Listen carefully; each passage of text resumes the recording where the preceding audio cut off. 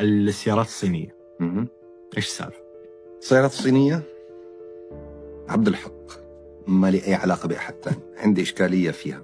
قبل يومين كنا جايين من المدينة الاقتصادية، ركبنا في الباص، فكان الحوار كذا غمض عيونك وقول لي إيش نوع الباص. فأنا قلت لهم صيني.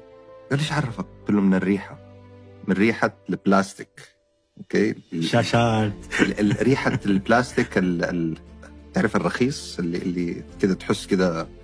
فأحيانا عشان تحط منتج ب 60-70 ألف وكل المنتجات الثانية ب100 وشوية، فأنت مستغني عن شيء، مستغني عن ربما عن جودة، ممكن عن ربحية. بس إيش الأشياء اللي تستغني عنها السيارات الصينية في الجودة؟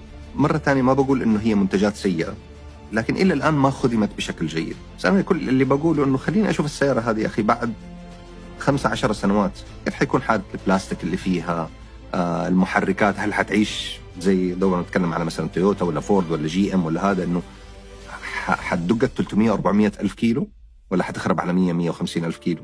طبعا أكيد بعد فترة حيصيروا يدقوا 300-400 ألف كيلو من غير أي مشاكل، بس بعد ما يكونوا حلوا كثير من المشاكل. هل أنا أكون فأر التجارب؟ عبد الحق لا.